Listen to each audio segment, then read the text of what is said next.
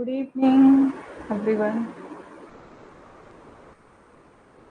I know आज आप लोगों की क्लास थोड़ा सा लेट हो गई। एक्चुअली कुछ थोड़ा टेक्निकल इशू आ गया था उस वजह से।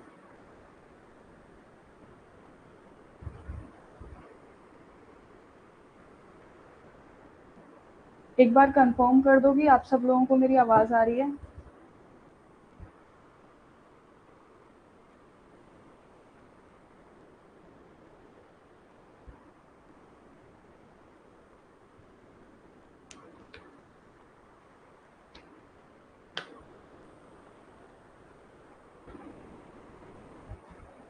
जल्दी जल्दी स्टूडेंट्स जुड़ जाएं, फिर उसके बाद हम लोग अपनी क्लास स्टार्ट करते हैं। ओके,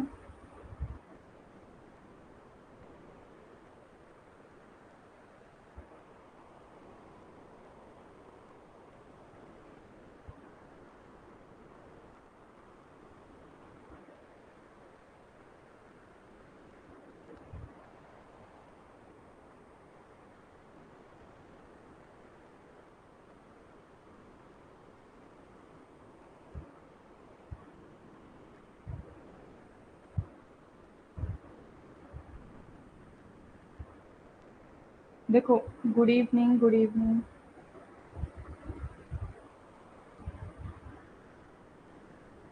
आज हमारे साथ में कुछ न्यू स्टूडेंट्स भी हैं। ये होम साइंस की क्लास है, UGC net home science paper 2, जिसका कोड है आपका 12। होम साइंस की क्लास है ये, ठीक है, और कोड है 12 फॉर दी पेपर 2। ओके, मैं ना कल की पीडीएफ इसीलिए अभी शेयर नहीं कर पाई हूँ क्योंकि कल पूरा कंप्लीट नहीं हुआ था, तो आज मैं आपको पूरा सेंड कर दूंगी। ठीक है, आज आपको पीडीएफ मिल जाएगा।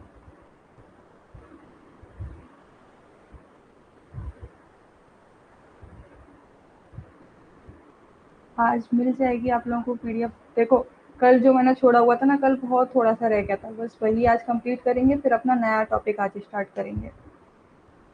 सो जो लोग यहाँ पे नए हैं मैं उनको बता दूं, आप सबका यहाँ पे स्वागत है मेरी होम साइंस की क्लास में। यहाँ पे हम पेपर 2 होम साइंस की प्रिपरेशन करते हैं for the UGC net. Okay, तो हम लोग अपना, आप लोग यहाँ स्क्रीन पर देख रहे होंगे कि ये क्या है।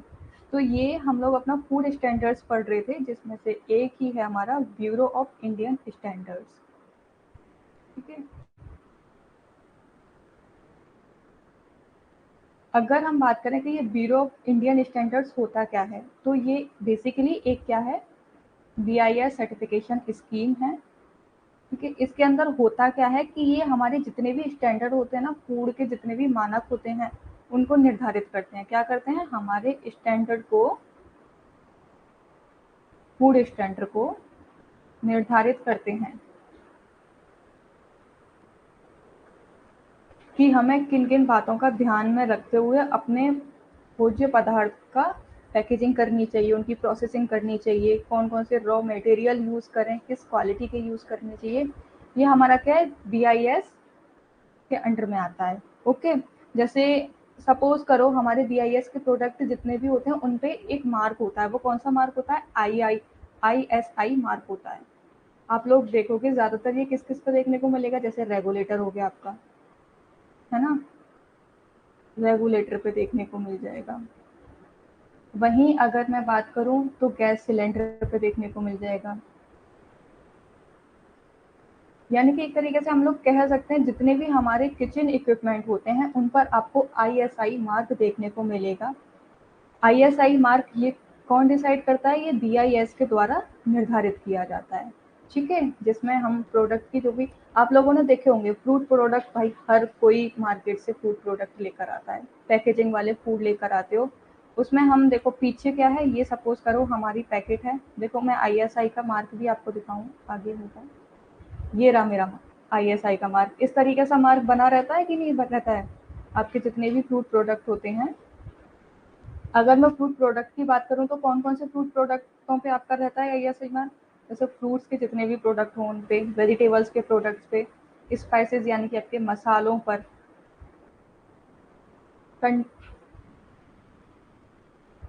कंडीनमेंट यानी कि आपके जितने भी पशु उत्पादन वाले जितने भी आपके फूड प्रोडक्ट हैं उन पर रहता है ना। तो ये सारे क्या हैं, हमारे ऐसे कुछ फूड हैं जिन पे एक आईएसआई मार्क रहता है। ये आईएसआई मार्क किस बात का निर्धारण करता है कि हम जो भोजन ग्रहण कर रहे हैं वो सुरक्षित है हमारे स्वास्थ्य के लिए भी और हमारी कंजम्पशन के लिए भी, ठीक है। यानी कि हमारी कैलोरीज हैं वो हमारी सुरक्षित हैं, उससे हमें किसी भी प्रकार की कोई बीमारी नहीं होगी। ये हमारी आईएसआई मार्क के द्वारा निर्धारित किया जाता है। साथ ही साथ ये क्या करता है, हमें देखो यहाँ लिखा हुआ ना क्वालिटी प्रोवाइड करता है।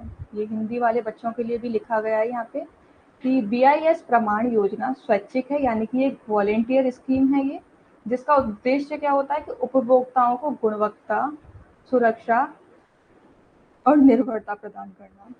यानी कि ये बीआईएस की ड्यूटी बन जाती है कि वो कंज्यूमर तक जो भी फूड प्रोडक्ट पहुंचा रहा है वो प्रॉपर तरीके से गुणवत्ता वाला होना चाहिए, सुरक्षा होना चाहिए, इन्वायरमेंटली भी उसका सेफ होना चाहिए और प्लस हेल्थ वाइज भी सेफ होना चाहिए, ठीक है। क्योंकि अल्टीमेटली अगर मैं भी हूँ, आप भी हो, तो हम कोई फूड खरीदने के लिए जा रहे हैं मार्केट में, कोई भी पैकेट वाला फूड लेने के लिए जा रहे हैं, तो हम डिपेंड हैं उसको एक ट्रस्ट के साथ में हम उसका कंज्यूम करते हैं कि इसको खाने के बाद हमारी हेल्थ पे कोई इफेक्ट नहीं पड़ेगा, है ना। एक प्रमाण चिन्ह होता है जिसको अभी मैंने बताया एक आईएसआई मार्क होता है, ठीक है। बीआईएस द्वारा निर्धारित मानकों का अनुपालन करने वाले निर्माता आईएसआई मार्क प्राप्त कर सकते हैं। यानी कि जिन जिन जैसे फूड इंडस्ट्री वाले होते हैं, यानी कि शॉपकीपर वगैरह होते हैं, अगर वो एक फैक्ट्री खोलना चाहते हैं, सपोज करो, ठीक है, वहाँ पे किसी प्रोडक्ट की मैन्युफैक्चरिंग करना चाहते हैं, तो उनको मैन्युफैक्चरिंग करने के लिए, वहाँ का लाइसेंस लेने के लिए, अपनी कंपनी को एक नाम देने के लिए, उनको बीएसआई द्वारा जितने भी मानक निर्धारित किए गए हैं उन सभी मानकों के तहत कार्य करना होगा, जिसके द्वारा उनको आईएसआई मार्क दे दिया जाता है, ठीक है। अब एक होता है हमारा एग मार्क। एग मार्क क्या है, कल जैसे हम लोग पढ़ रहे थे, एजी माने एग्रीकल्चर, मार्क माने मानक, ठीक है। ये कहाँ से आया, एग्रीकल्चर मार्केटिंग से इसको लिया गया है। जितने भी हमारे खेती किसान जो भी प्रोडक्ट उनको लेकर आते हैं मार्केट में, वो बहुत सारे होते हैं कि शॉपकीपर्स को दे देते हैं, कोई डील कर लेते हैं उनके साथ में। बहुत सारे लोग मंडी में जाके अपने प्रोडक्ट को सेल कर कर आते हैं, तो उसके लिए क्या है, एग मार्क। आप लोग अगर कभी जाओगे मंडी वगैरह में, कभी जाओगे तो आप बोरियां देखोगे फूड की, जैसे आलू की बोरियां हो गई, सब्जी की बोरियां हो गई, ये आप बोरियां देखोगे तो उनपे इस तरीके का क्या है, मार्क लगा रहता है। ये हमारा एग मार्क कहलाता है, जो भारत सरकार द्वारा निर्धारित किया गया है, ठीक है। इसकी ग्रेडिंग भी की जाती है, साथ ही साथ में ग्रेडिंग की जाती है, मार्केटिंग की जाती है। और ये एक्ट कब पारित किया गया था, 1937 में पारित किया गया था। ओके, इतना समझ में आया अभी तक।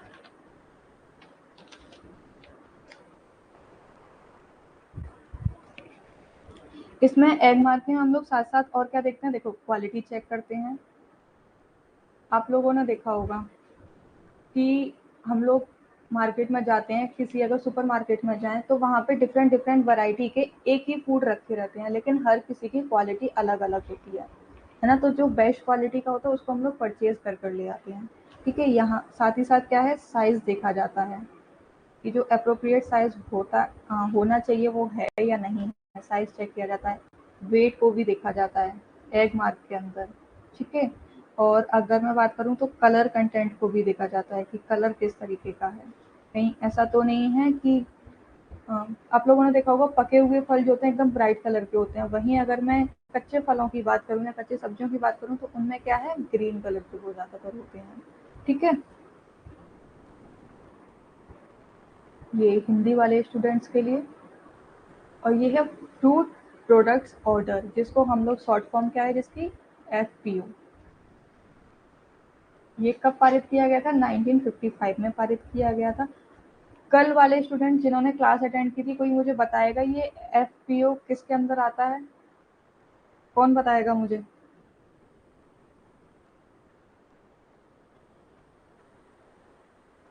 बताओ एफपीओ ये किसके अंदर आता है, ये वाला है। कल हम लोगों ने एक बहुत बड़े स्टंट के बारे में पढ़ा था। आप लोग याद करो, तब तक मैं बताती हूँ। ये क्या है? It's a mandatory for all manufacturers of fruits and vegetable product to obtain a licence under PFO. यानी कि जितने भी मैन्युफैक्चरर है ना, जितनी भी कंपनियां हैं, वो अगर किसी भी प्रकार के फल या फिर सब्जियों का कोई भी प्रोडक्ट बना रहे हैं तो उनको लाइसेंस किसके द्वारा दिया जाता है? एफपीओ के द्वारा। अब एफपीओ ये कहाँ से आया है? एफपीओ को भी अगर सहमति दी गई है, मान्यता दी गई है, तो वो दी गई है एफएसएआई। कल पढ़ाया था कि नहीं पढ़ाया था, ये भूल गए हो सारा का सारा। ठीक है, इसमें हम लोग, अगर मैं बात करूँ फ्रूट्स प्रोडक्ट्स की, तो कौन कौन से हो जाएंगे? हमारे फ्रूट जूस हो जाएंगे। आप लोगों ने देखा है ना कि पैकेट वाले जूस मिलते हैं,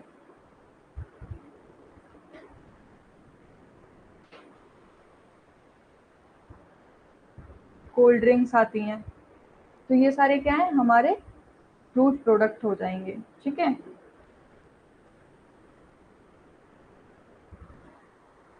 नहीं, ये पॉलिटिकल साइंस के स्टूडेंट्स के लिए नहीं है, ये क्लास होम साइंस के स्टूडेंट्स के लिए है। जिस भी स्टूडेंट का होम साइंस सब्जेक्ट है और यूजीसी नेट का एग्ज़ाम देना चाहता है, ये क्लास उन लोगों के लिए है।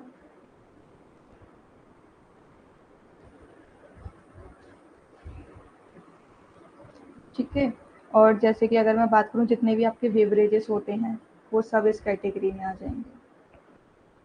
ठीक है, अब हमें, ये हम लोगों ने स्टैंडर्ड्स के बारे में तो पढ़ लिया, लेकिन हमें इनकी ज़रूरत क्यों पड़ी है? आईएसआई मार्क होना चाहिए, ये क्यों ज़रूरी है? तो इसके लिए ज़रूरी है कि कंटेनर्स एंड लेवलिंग रिक्वायर्ड, क्योंकि अगर हम कोई फ्रूट ले रहे हैं,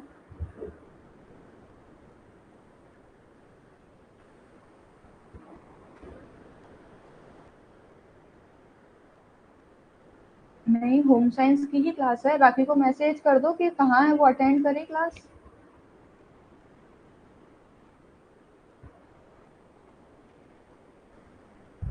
कंटेनर्स एंड लेवलिंग रिक्वायरमेंट, आज हमारे साथ में, आपको पता है स्टूडेंट्स, आज बहुत सारे न्यू स्टूडेंट्स भी हैं हमारे साथ।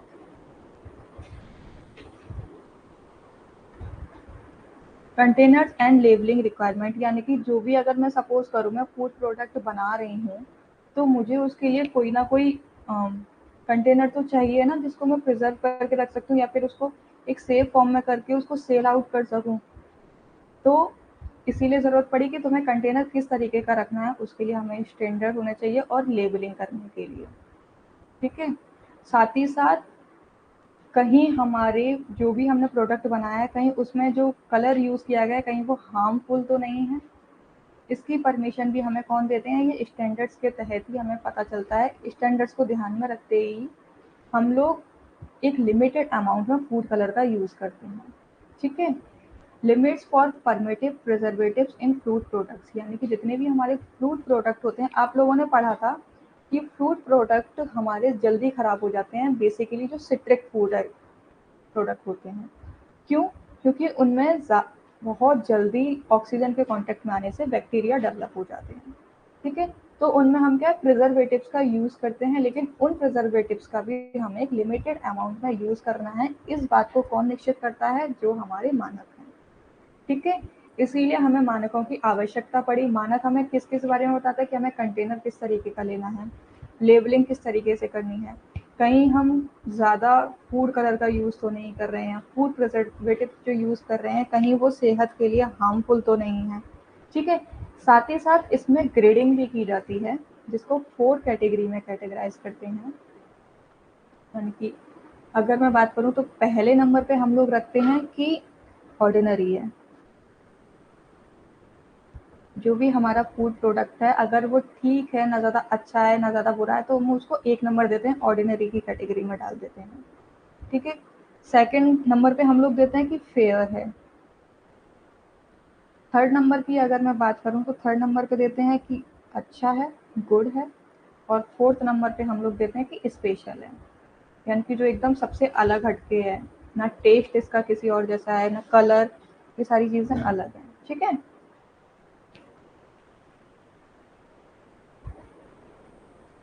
आज का जो हमारा टॉपिक है वो मेनली है माइक्रो बायोलॉजिकल फूड सेफ्टी। ये आपके पॉइंट ऑफ एग्जाम के पॉइंट ऑफ व्यू से इम्पोर्टेंट है। क्यों इम्पोर्टेंट है वो भी मैं बताऊंगी, क्योंकि PYQ में यहाँ से बहुत सारे क्वेश्चंस पूछे गए हैं।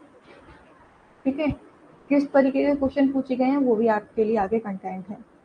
देखिए, contaminated food and lead to a breach of food safety, यानी कि जितने भी हमारे फूड प्रोडक्ट होते हैं उनमें वो खराब होते हैं, है ना, स्पॉइलेज हो जाते हैं, तो उनकी सेफ्टी के लिए ही हमें क्या क्या रूल्स अप्लाई करने चाहिए वो हम इसमें पढ़ेंगे। ठीक है, अगर हम लोग देखा जाए, अगर हम अपनी फूड सेफ्टी का ध्यान नहीं रखेंगे, हम इन स्टैंडर्ड्स का ध्यान नहीं रखेंगे, तो हमारा फूड तो खराब हो जाएगा जल्दी, और जल्दी फूड खराब हो जाएगा तो कस्टमर उसको परचेज नहीं करेंगे, है ना, परचेज नहीं करेंगे तो हमारी सेल डाउन हो जाएगी, और अगर हम लोगों ने खराब खाना कंज्यूम कर लिया तो उससे हमारी हेल्थ खराब हो जाएगी, है ना।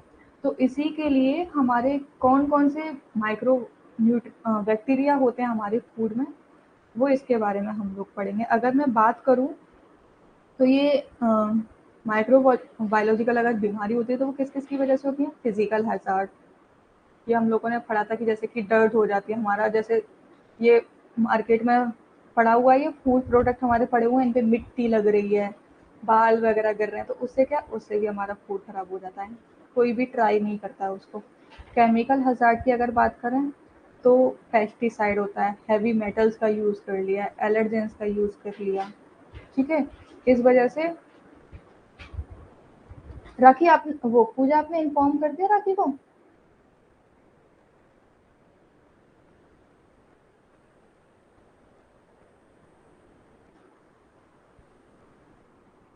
ठीक है, एक होता है बायोलॉजिकल हैजार्ड, यानी कि हमारे भोज्य पदार्थों को, गुड इवनिंग, कहाँ रह गई थी आज आप मोहतरमा,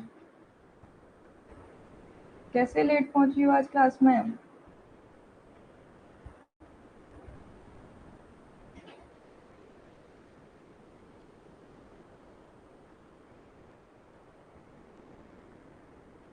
देखो, अगर हम बात करें कि हमारे भोज्य पदार्थों किस किस तरीके का खतरा रहता है, तो एक तो फिजिकल रूप में खतरा रहता है। फिजिकल किस तरीके से?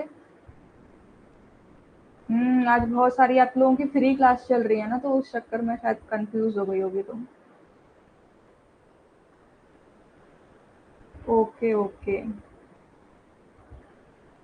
तो अगर हम लोग फिजिकल हैजार्ड की बात करें तो किस वजह से, कि उनमें धूल मिट्टी लग जाती है, बाल वगैरह गिर जाते हैं। हाँ, मुझे पूजा बता रही थी कि आपका मैसेज आया है ऐसे ऐसे। चलो कोई नहीं, फाइनली आप आ गई तो वेलकम यू।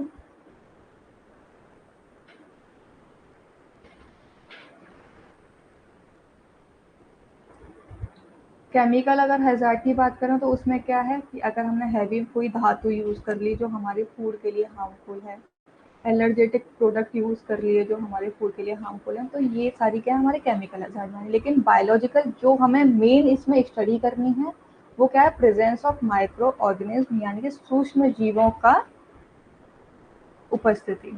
ठीक है, जैसे आप देख रहे हो ना, इस पे माइक्रोस्कोप पे बना हुआ है। अगर ये मेरा ब्रेड का पैकेट रखा हुआ है, ब्रेड रखा हुआ है यहाँ पे, तो इस पे फंगाई लगी हुई है, अब सामने से देखने को नहीं दिखेगी वो, लेकिन मैंने माइक्रोस्कोप से देखा तो वो मुझे दिख जाएगी। ये बीमारी किस वजह से हुई है, बैक्टीरिया किस वजह से उत्पन्न हुए, उस बारे में हम इसमें माइक्रोबायोलॉजी फूड सेफ्टी में बात करेंगे। ठीक है, अब आप लोग सोच रहे होंगे कि ये माइक्रोबायोलॉजिकल फूड है, इनको आइडेंटिफाई कौन करता है, इनकी टेस्टिंग कौन करता है? तो जो इनकी टेस्टिंग करते हैं हम उनको क्या बोलते हैं, माइक्रोबायोलॉजिस्ट। क्या बोलते हैं?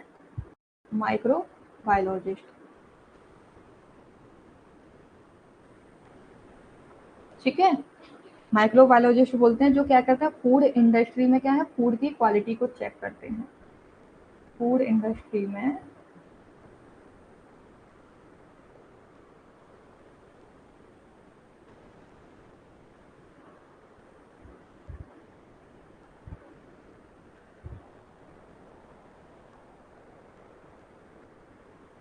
चेक करते हैं। ठीक है,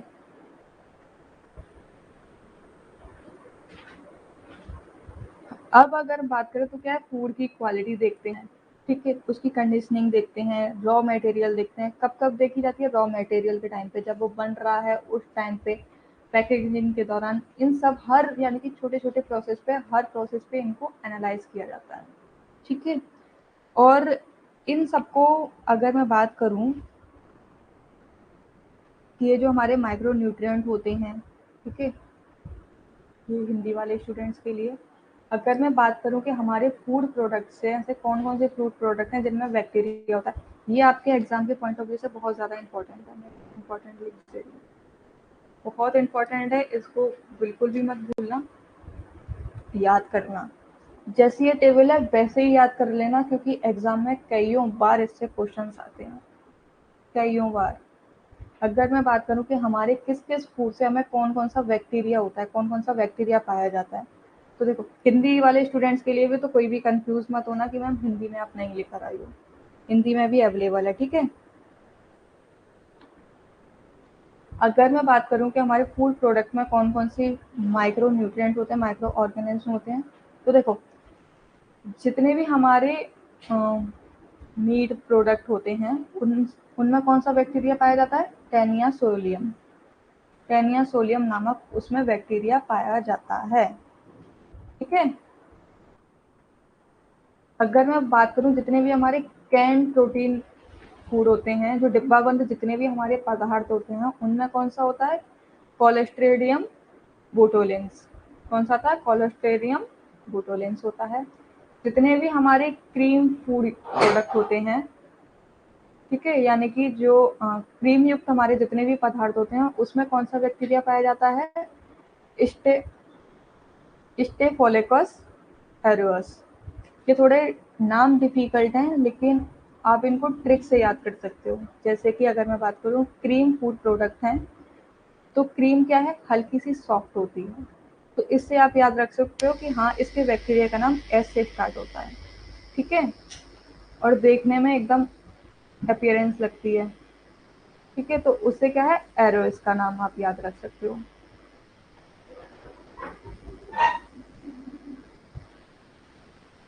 ओके, आई विल शेयर। अगर वहीं हम बात करें कि दूध और दूध वाले पदार्थों में कौन सा बैक्टीरिया पाया जाता है जो हमारी सेहत के लिए हार्मफुल होता है, तो वो होता है स्ट्रेप्टोकोकस। देखो हिंदी में भी आप याद, हिंदी में भी आप इसके यही नाम है, लेकिन आप इनको देखो टुकड़ों में याद कर सकते हो, Taenia solium, Clostridium botulin, Staphylococcus aureus. I know ये नाम थोड़े साइंटिफिक हैं और आप लोगों को शायद याद करने में थोड़ी डिफिकल्टी होगी। टेनिया, चलो एक तरीके से हम थोड़ी इसकी राइम बनाते हैं, टेनिया टांग, शुगर या मांस, ठीक है।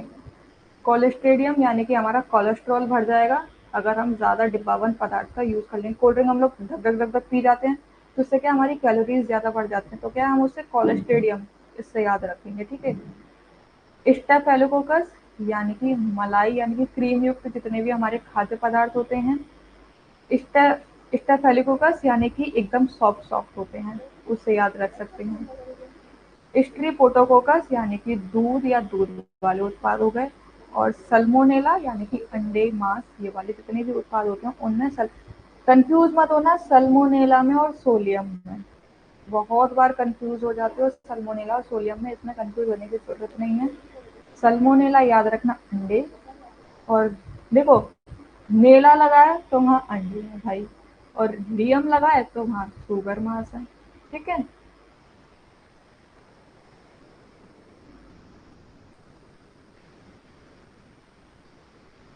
एक ये भी हमारे एग्जाम के पॉइंट ऑफ व्यू से बहुत ज़्यादा इम्पोर्टेंट है।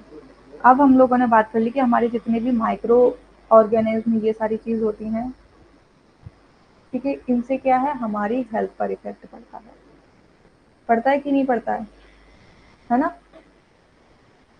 हमारी हेल्थ पर इफेक्ट पड़ता है। तो इनको कंट्रोल कौन करता है, टेस्टिंग कौन करता है, उसके लिए एक एजेंसी बनाई गई, एक अलग से एक कह सकते हो कि एक कोर्स चलाया गया जिसका नाम दिया गया हैक, इसकी फुल फॉर्म है hazard analyse critical control point. Hazard यानी कि जोखिम, एनालाइज यानी कि विश्लेषण करना, क्रिटिकल यानी कि महत्वपूर्ण, कंट्रोल यानी कि नियंत्रण बिंदु, ठीक है, ये याद रखोगे। क्योंकि अगर हम किस कोई भी काम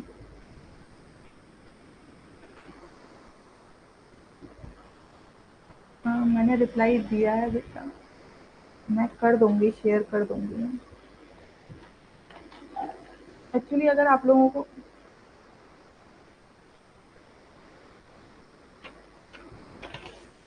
आप ग्रुप में मुझे मैसेज कर दिया करो। Actually I don't know why but मुझे आपके मैसेज शो नहीं होते हैं।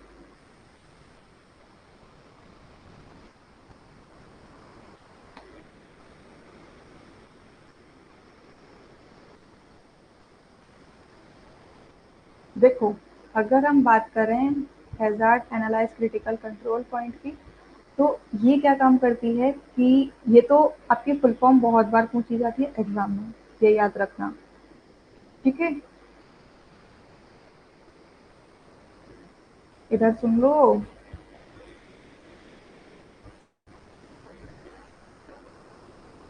फुल फॉर्म बहुत बार पूछी जाती है कि ये हैप की फुल फॉर्म क्या होती है, तो hazard analysis critical control point.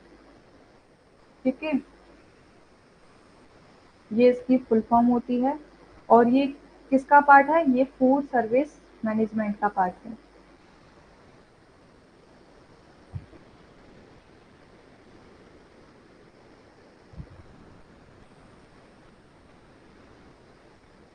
Food service management का पार्ट है। ठीक है,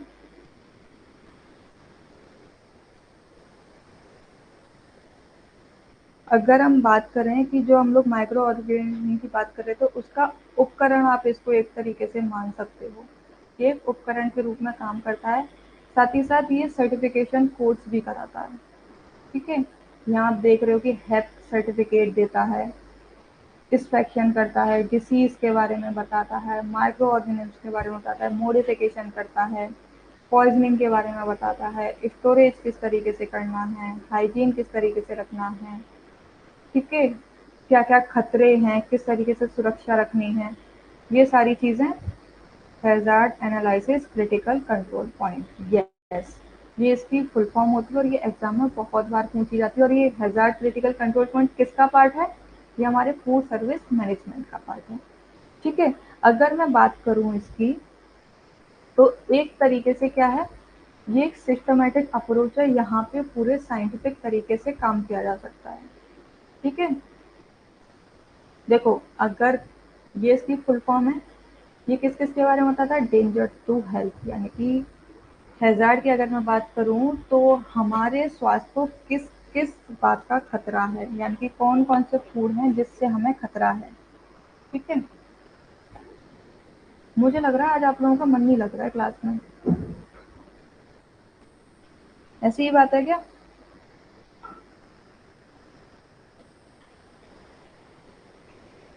क्यों भाई, पहले बताओ।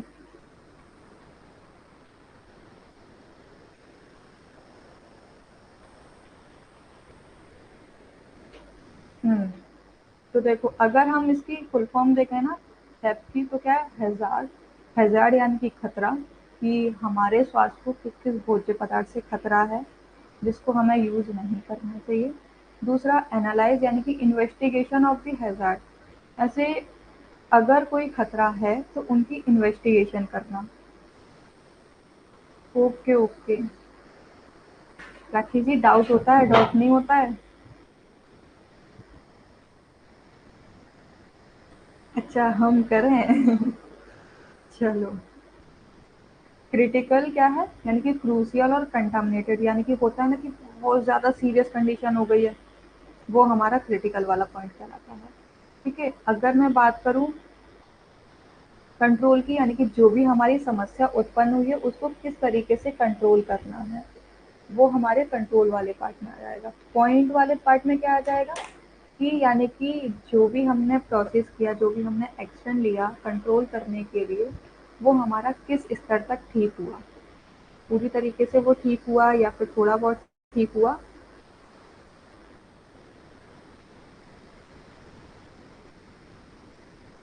ओके ओके, नो प्रॉब्लम, मैं तो बस यार ऐसे ही मजाक कर रही थी, दिल पे मत लिया करो इन बातों को।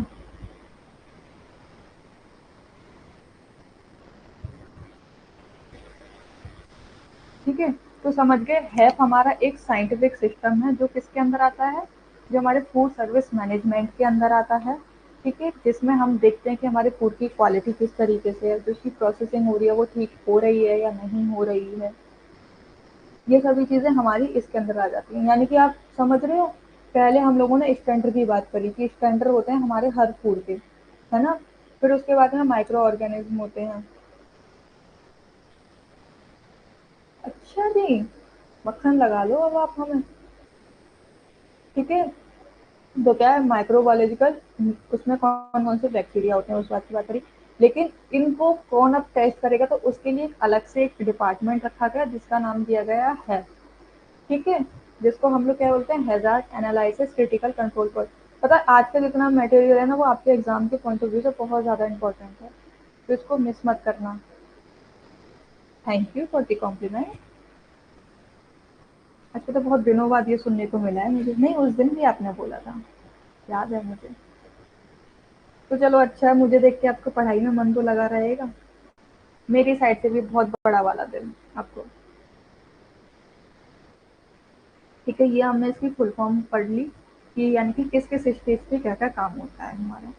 ठीक है, अब हम आगे बात कर लेते हैं कि हेल्थ के अंदर ना हमारे 7 प्रिंसिपल होते हैं। एक्चुअली ये ना एक रिटन डॉक्यूमेंट है, ठीक है, रिटन डॉक्यूमेंट है जिसके अंदर ना हमारे प्रिंसिपल रखे गए हैं कि अगर हेल्थ है तो ये किन किन बातों को ध्यान में रखकर काम करेगी। अगर सपोज करो मैंने आपको कह दिया कि फूड की ना टेस्टिंग करके लेके आओ, लेकिन मैंने आपको यही नहीं बताया कि किस किस चीज़ की टेस्टिंग करनी है, तो आप क्या कर पाओगे।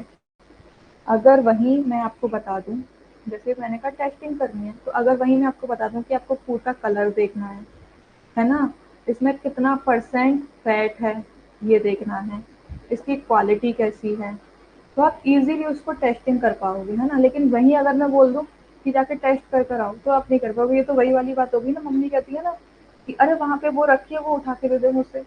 अब आप सोचते रह जाते हो कि यार रखी तो यहाँ पे बहुत सारी चीजें हैं, लेकिन कौन सी चीज उठा के देनी है, कि मम्मी ने तो नाम ही नहीं बताया कौन सी वाली चीज उठा के देनी है ना। तो वही चीज हमारी इसमें भी है। हेल्थ के अंदर हमारे कुछ प्रिंसिपल्स होते हैं जिनको ध्यान में रखते हुए हम क्या करते हैं, अपने फूड प्रोडक्ट की क्वालिटी को चेक करते हैं, ठीक है। अगर मैं हैजार्ड की बात करूं, तो हैजार्ड में क्या है कि हमारा अगर फूड स्पॉइल हो रहा है, स्पॉइल हो रहा है किस वजह से स्पॉइल हो रहा है, फंडा था हैजार्ड एनालाइज। गलत कैसे बोल रही हो आप, आई मीन इधर उधर कैसे करती फुल फॉर्म, एस तो पहले आ रहा है। अच्छा, इसको ऐसे याद रखना, हैप की याद ना रहना तो हप से याद रखना। हम बोल देते ना हप, तो हप से क्या याद रखोगे, हैप याद रखोगे, ठीक है।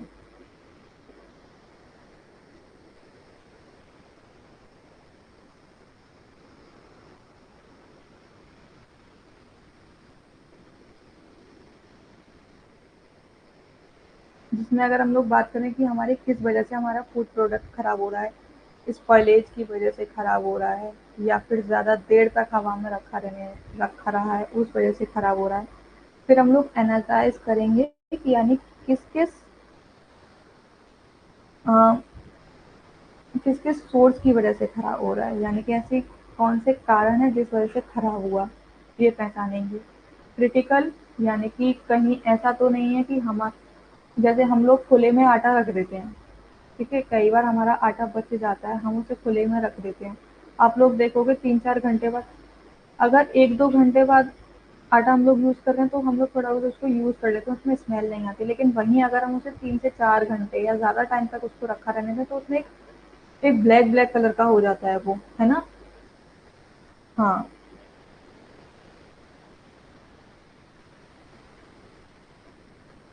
अच्छा ये आप प्रिंसिपल बता रहे हो, ओके,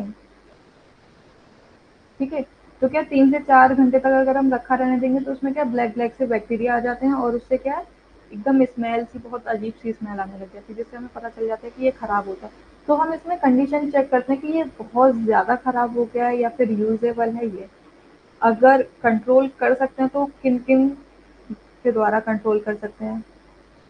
आज मिल जाएगी, आज मिल जाएगी, मैंने सुन लिया, ठीक है। और पॉइंट हमें किन किन बातों का याद रखना है, वो हमारे कहाँ कहाँ पे क्या करेक्शन करना है, वो हमारे पॉइंट के ऊपर आ जाती है। ठीक है, यहाँ लिख देती हूँ करेक्शन।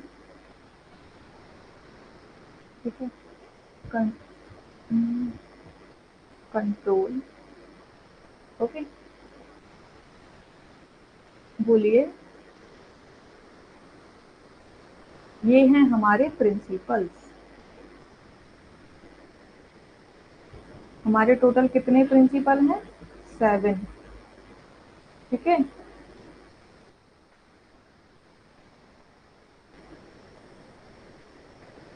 ठीक है, कितने हैं? 7 प्रिंसिपल्स हैं। अच्छा एक बात बताओ, अगर मैंने वो कोर्स नहीं कराया आपको और एमसीक्यू करा दूं, आप कर लोगे?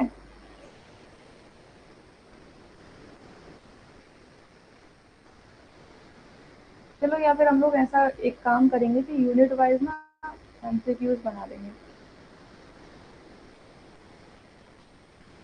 ठीक है, चलो।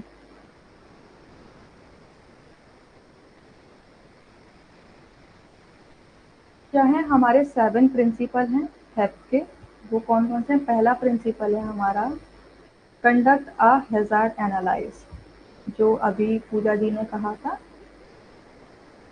ठीक है, वही यानी कि खतरे का विश्लेषण करना कि हमारा जो फूड है वो किस वजह से हमारा खराब हो रहा है, वो कौन कौन से सोर्सेस हैं जिस वजह से हमारा फूड है वो खराब हो रहा है, उसकी एक अलग से लिस्ट बनाना। ठीक है, ताकि हम पहचान सकें। अगर सपोज करो मैं जैसे अभी आटे का एग्जांपल दे रही थी, हमारा गूथा हुआ आटा है वो खराब हो जाता है। तो कईयों बार तो ऐसा हो जाता है कि हम उसको खुला छोड़ देते हैं, हवा में खुला छोड़ देते हैं। ठीक है, उस वजह से खराब हो जाता है। कई बार क्या होता है उसमें, कीड़े मकोड़ों की वजह से हो जाता है ना। और कई बार क्या होता है टेम्परेचर की वजह से हो जाता है, क्योंकि ज़्यादा गर्मी का मौसम होता है, आप कोई भी चीज़ बाहर रख दो तुरंत खराब हो जाती है। तो हम यहाँ पे ना एक टेस्ट करते हैं कि हमारा जो फूड प्रोडक्ट है वो किस वजह से खराब हुआ है। ठीक है, determine the critical control point यानी कि सीसीपी, महत्वपूर्ण नियंत्रण बिंदु निर्धारित करें। यानी कि जब हमने ये विश्लेषण कर लिया कि किस वजह से हमारा भोज्य पदार्थ खराब हो रहा है, उसके बाद में हम फाइंड आउट करते हैं। जब हमारा फाइंड आउट हो जाता है ना कि सपोज करो टेम्परेचर की वजह से हो रहा है, तो हम क्या करेंगे कि वहाँ पे उस पॉइंट को कंट्रोल करने की कोशिश करेंगे कि अगर ज़्यादा गर्मी हो रही है तो कूलिंग एरिया में हम लोग क्या है अपने फ्रूट प्रोडक्ट को रखेंगे। ठीक है, उसके बाद क्या है, स्टेबलाइज क्रिटिकल लिमिट्स, महत्वपूर्ण सीमाएं स्थापित करेंगे। बहुत बार ऐसा हो जाता है कि हम, जैसा कि मैं अभी आगे बता रही थी, कि अगर आप आटे में, जब हम लोग पराठा वगैरह चीज़ बनाते हैं, ठीक है, अगर हम बात करें आलू के पराठे बनाते हैं तो आलू में हम क्या है ऑनियन का यूज़ कर लेते हैं। बहुत से लोग ऑनियन का यूज़ कर लेते हैं। ऑनियन क्या है, उसमें भाई मॉइस्चर कंटेंट है, तो उससे क्या है हमारा जो मिक्सचर है पराठे का वो बहुत जल्दी खराब हो जाता है। क्योंकि आप लोगों ने देखा है ना कि प्याज को आप गर्मी में रख दो तो कितनी जल्दी उसको खराब हो जाती है ना। इसीलिए उसको क्या कूलिंग वाले एरिया में रखा जाता है। तो वहाँ पे हमें कुछ पॉइंट लिमिट कर देनी चाहिए कि अगर हम ये, जैसे अगर मैं लिमिट बताऊं, जैसे अभी मैं बता रही थी, जैसे कि हमने ये अपना क्या है फिलिंग तैयार की, हमने आलू के पराठे की फिलिंग तैयार की। तो अगर जैसे गर्मी का मौसम हो रहा है, अगर हम उसमें ऑनियन ऐड कर रहे हैं तो कोशिश करनी चाहिए कि जिस टाइम बना रहे हैं उसी टाइम ये प्रोसेस किया जाए। लेकिन अगर इसको ज़्यादा देर तक रखा जा रहा है तो वो चीज़ नहीं करनी चाहिए। हमें एक लिमिट कर देनी चाहिए कि ऑनियन का यूज़ हम ड्यूरिंग कुकिंग ही करें। अगर मैंने अपने जो मिक्सचर है उसमें प्याज मिला के मैंने एक दो, मुझे पराठे बनाने 1-2 घंटे के बाद, और मैंने ये मिक्सचर बना के रख दिया पहले ही, तो उसमें क्या है वो खराब हो जाएगा, वो टेस्ट नहीं रहेगा। ठीक है, वो फ्लेवर ऐड नहीं रहेगा। तो उस वजह से हमें कुछ लिमिट्स रखनी होती है। जैसे अभी मैं लिमिट्स बता रही थी ना कि फूड कलर हमें एक मेजर कलर का हम लोग यूज़ कर रहे हैं, तो वो एक लिमिटेड क्वांटिटी में यूज़ करना चाहिए।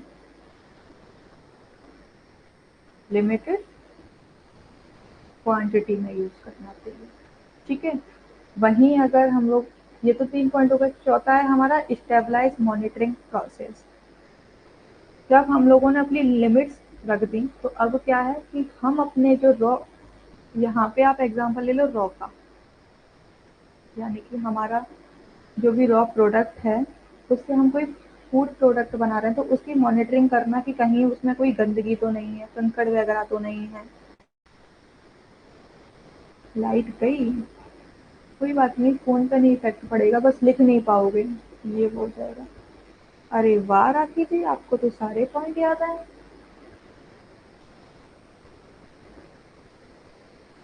हुँ, ठीक है। अब रॉ स्टेज में हम लोग क्या करेंगे कि हम भाई मैन्युफैक्चरिंग कर रहे हैं, तो उसमें क्या हम लोग मॉनिटरिंग करेंगे, कहीं इसमें कोई धूल-मिट्टी तो नहीं है, ठीक है? डर्ट तो नहीं है हमारी, ठीक है?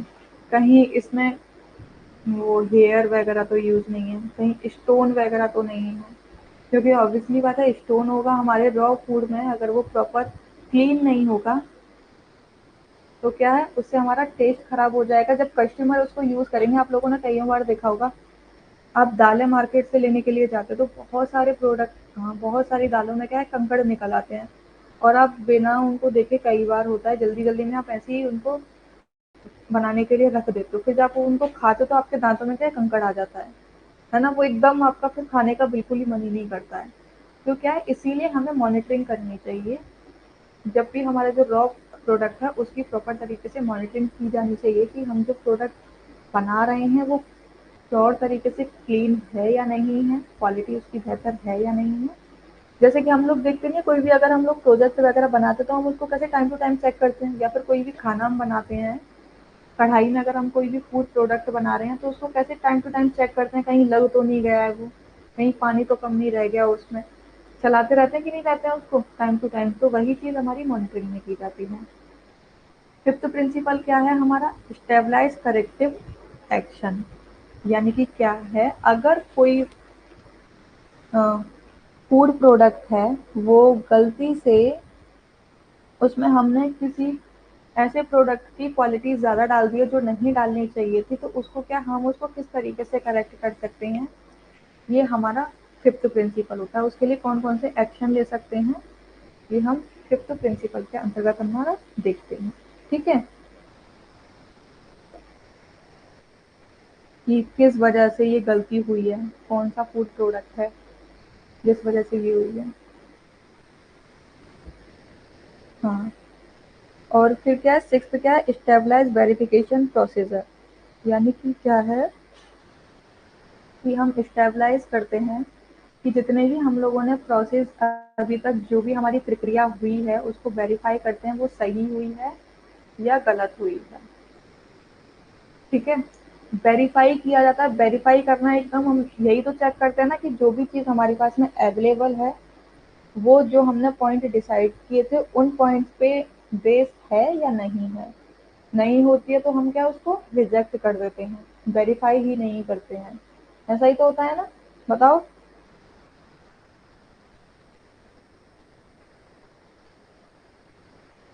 ऐसा ही होता है ना, ठीक है।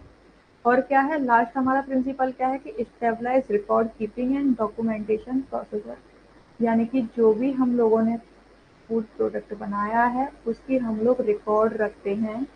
सपोज करो आज मैंने 4 किलो सब्जी बनाई है, ठीक है, तो अब मैं क्या रिकॉर्ड रखूंगी कि मैंने इसमें कितनी क्वांटिटी स्पाइसेस यूज़ किए हैं, यानी कि नमक मैंने कितना यूज़, सॉल्ट मैंने कितना लिया, ठीक है।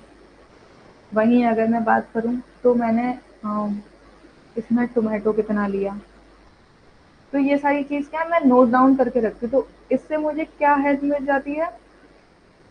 हाँ, मैं अभी कर दूंगी। इससे क्या हेल्प मिल जाती है कि अगर इन फ्यूचर अगर मुझे कोई बड़ा प्रोडक्ट बनाना हो, बड़ी क्वांटिटी में यही फूड प्रोडक्ट बनाना हो, तो मुझे पता रहेगा कि अगर मुझे 10 केजी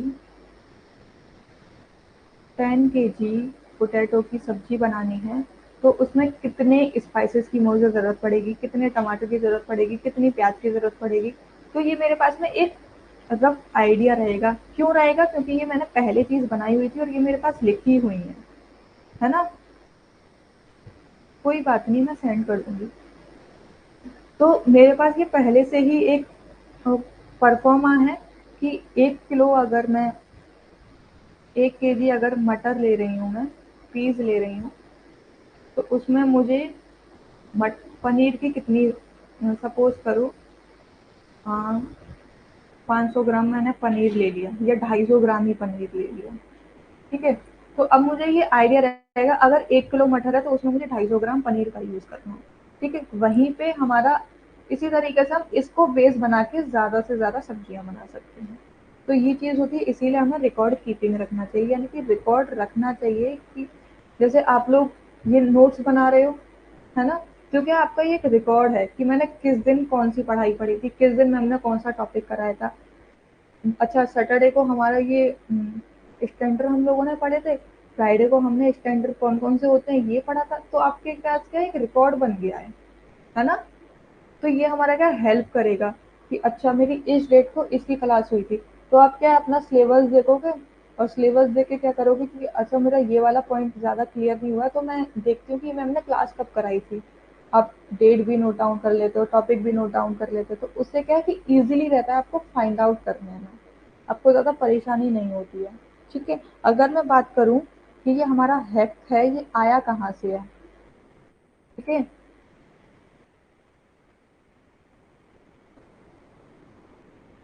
तो ये जो मेरा हैक है कहाँ से आया है, तो इसकी शुरुआत हुई थी हमारी पल्सवरी से। एक पल्सवरी नामक कंपनी थी, दो कंपनियों की है और एक नासा। पल्सवरी ये मेनली बिस्किट वगैरह बनाती थी, बिस्किट कंपनी थी, ठीक है? और क्या है इसमें, कौन सहयोग करता है? नासा सहयोग करता है। इन दोनों ने मिलकर किसका निर्माण किया? ऐप का निर्माण किया, ठीक है?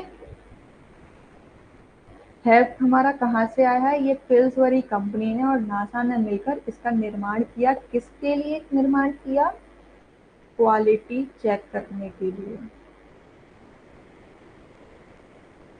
ठीक है?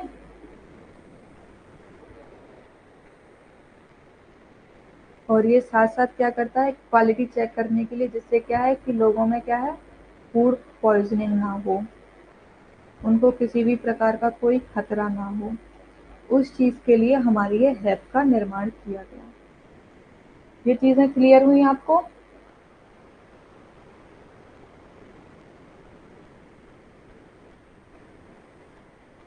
बताइए। तो आज हम लोगों ने क्या क्या पढ़ लिया? आज अगर हम बात करें तो हमने पढ़ा है, देखो,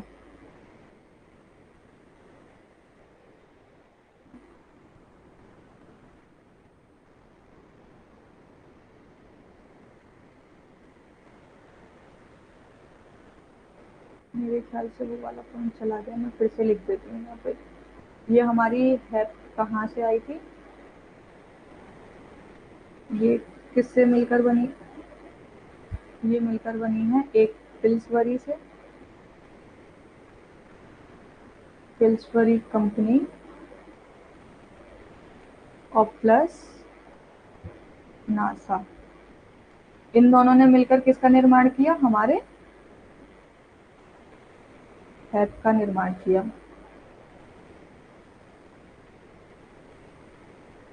ठीक है? अब ये हैप का निर्माण किसके लिए हुआ? क्वालिटी चेक करने के लिए। क्वालिटी क्यों चेक की गई?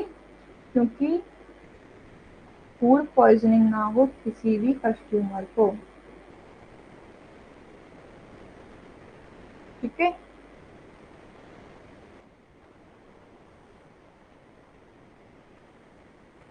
ये हमारा आज का टॉपिक था, जिसमें हम लोगों ने क्या क्या कवर किया आज।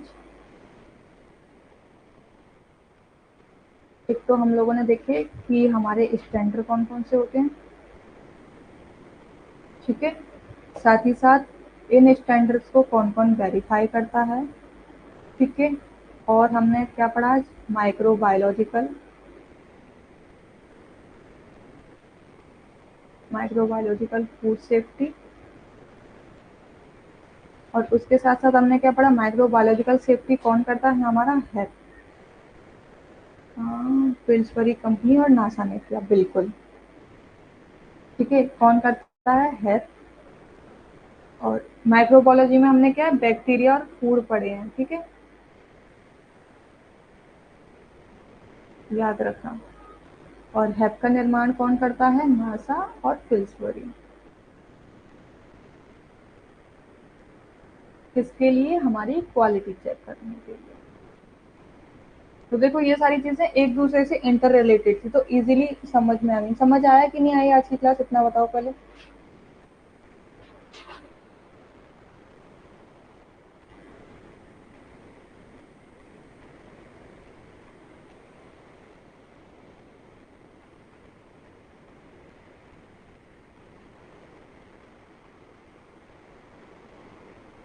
ओके, आप लोगों के लिए गुड न्यूज़ है, अगर मैं बताऊं, ये जो आपके कोर्स हैं, जो फिल फॉर्म आपको प्रोवाइड कर रहा है आज के टाइम में,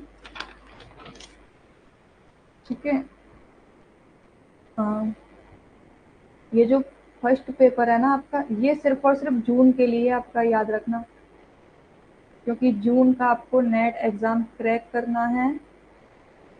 उसके लिए फिल फॉर्म ने आपको ध्यान में रखते हुए पेपर 1 का कोर्स कर दिया है, 1499 से हटा के कर दिया है उन्होंने ओनली ऑन 1154 का। और पेपर 2 भी उन्होंने कर दिया है जून तक के लिए 1154 का। और वहीं अगर मैं बात करूं दोनों पेपरों की, तो दोनों पेपर का ये रेट भी एकदम कम कर दिया, जिसको कर दिया उन्होंने 1923। सोच लो कितना कम कर दिया यहाँ पे आप लोगों को ध्यान में रखते हुए, ताकि आप लोगों को सबसे ज़्यादा बेनिफिट हो। तो इसीलिए आज ही अपने दोस्तों के साथ में इसको शेयर करो। जहाँ तक आपको अभी तक 10% डिस्काउंट मिल रहा था, अब वो डिस्काउंट आपको मिलता है 25% तक का। ठीक है, ज़्यादा से ज़्यादा लोगों तक शेयर करो, फिलअप फॉर्म आपको डाउनलोड करो और अपना नेट JRF क्लियर करो with the help of fill up form. Okay, तो इस बात में देरी नहीं है, आप लोगों का एग्ज़ाम नज़दीक आने वाला है और तैयारी बहुत ज़ोरों शोरों से करनी ही है, करनी ही पड़ेगी। अगर मुकाम हासिल करना है तो तैयारी करनी ही पड़ेगी। कोई बात नहीं, आप अपने फ्रेंड्स तो को शेयर कर सकते हो, जो लेना चाहते हैं आप उनको शेयर कर सकते हो, उनको कह सकते हो कि इतने कम रेट में आपको कहीं भी नहीं मिलेगा, ये सिर्फ और सिर्फ आपको फिल फॉर्म ऐप ही प्रोवाइड कर रहा है। तो इस चीज़ का फ़ायदा उठाओ यार, ये अपॉर्चुनिटी मिल रही है, इसका फ़ायदा उठाओ। क्योंकि पढ़ाई कहीं से भी हो, बस पढ़ाई होनी चाहिए, क्योंकि आपको अपना एग्ज़ाम क्लियर करना है। ठीक है,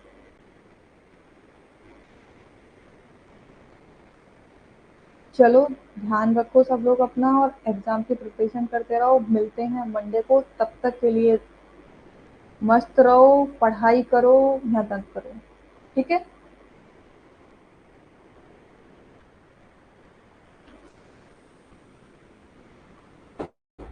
ओके, बाय बाय।